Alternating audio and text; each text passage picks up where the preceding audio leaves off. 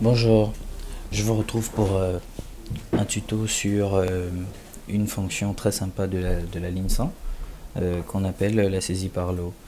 Donc c'est une fonction très simple à utiliser, enfin qui sert généralement la comptabilité comme brouillon, on va dire, ou qui va servir à des stagiaires.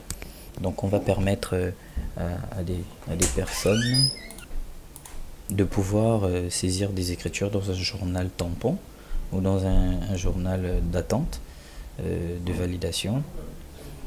Donc ce suivi il est fait souvent par un superviseur en entreprise et donc le collaborateur n'a plus qu'à saisir dans le journal qui est en fait un journal fictif, hein, s'il faut le dire, qui n'impacte pas la comptabilité réelle. Donc c'est seulement après vérification du superviseur que on va décider de comptabiliser ce que le collaborateur a fait dans son brouillon entre griffes pour la comptabilité réelle. Donc, comment ça marche la saisie par lot? Je vais utiliser la fonction traitement saisie par lot. Donc, il faut savoir ici qu'un lot est utilisé par année. Donc là, je vais faire nouveau. Ok, et je vais appeler ça lot numéro 1. Donc, en validant, pardon, j'ai mon lot, donc ici sur la barre des titres du lot, c'est lot de saisie, lot numéro 1. Donc ici j'ai mon ensemble de journaux, voilà, qui sont vides, comme on le sait, à cause de la colonne position où il n'y a pas de stylo ou de crayon. Donc il suffit juste que je double-clique pour voir que le journal il est vide, mais que en cliquant dessus, je suis sur mon lot achat janvier. Par contre, si je vais dans traitement journaux de saisie, je vois bien que au mois de janvier, voilà, j'ai bien des écritures.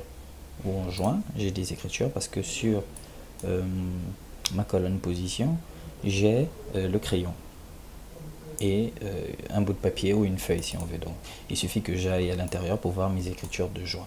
Donc là, nous sommes en comptabilité réelle. Par contre, dans le lot,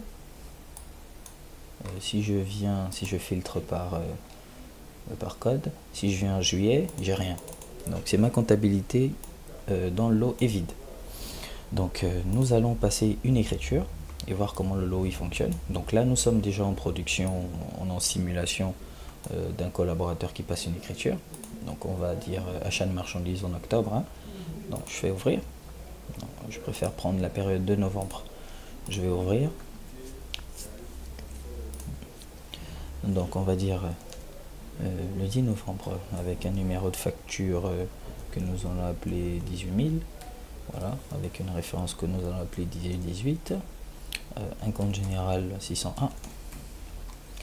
Donc si j'ai une TVA, je vais prendre mon code de la TVA et ici je mettrai donc achat marchandise lot numéro 1.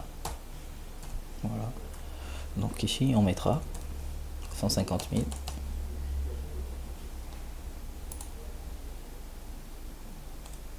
Voilà. Donc en validant, nous avons l'analytique. Donc là, nous allons la mettre sur direction des services informatiques à 100%. Donc nous passons une écriture normale. Je vais juste modifier mon libellé de la TVA. Voilà. Et ici, je vais prendre mon tiers. Nous allons mettre CFAO. Voilà. Même si ça ne coïncide pas avec achat de marchandises, c'est juste pour l'exemple. Donc en validant, mon écriture est équilibrée. Donc je ferme le journal et ici, contrairement à journaux de saisie, j'ai pas de crayon, j'ai juste un bloc-notes. Je vous remontre bien que dans la différence entre le lot et les journaux de saisie, c'est que dans le lot, lorsque l'écriture est passée, j'ai plus de crayon. Donc ça signifie que je suis en saisie virtuelle, donc non comptabilisée. Donc une fois que le comptable a fait sa revue, il a vu que l'écriture est bien passée, ce qu'il fait, c'est qu'il se met sur la ligne et il a le bouton action et il dit mettre à jour la comptabilité. Donc ici, je suis toujours dans mon journal d'achat. Si la période à laquelle l'écriture est passée ne correspond pas à cette période, je peux éventuellement modifier la date et dire par exemple que ce sera le 21 décembre. D'accord.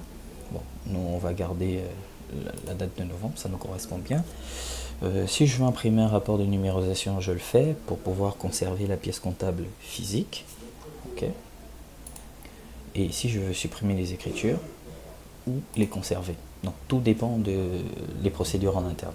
Donc généralement moi je vais supprimer parce que ça sert plus à rien de garder une écriture tampon.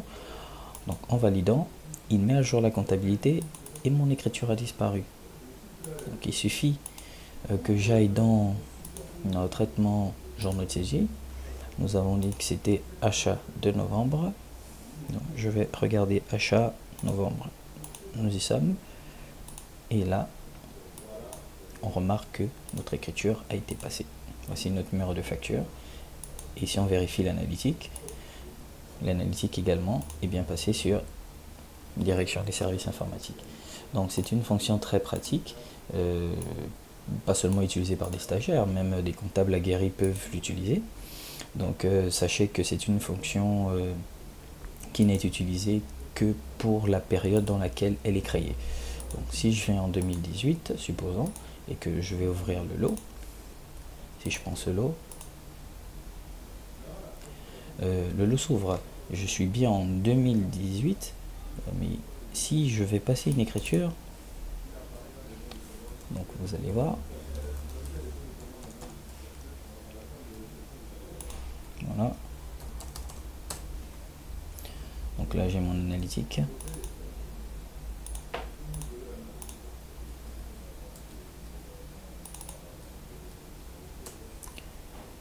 Voilà. Donc mon écriture est prête. Maintenant si je veux la valider, mettre à jour, en faisant OK, il me dit le journal pour la période est clôturé. D'accord. Donc je ne peux pas comptabiliser sur cette période. Donc ce lot ne peut se faire qu'en 2017. Donc voilà pour cette petite fonction très sympa que vous pouvez utiliser comme vous voulez. Donc vous tromper à volonté, donc c'est un peu ça les avantages, supprimer les écritures, ce qui n'impacte pas la comptabilité réelle. Je vous retrouve pour un prochain tuto. D'ici là, portez-vous bien. Merci.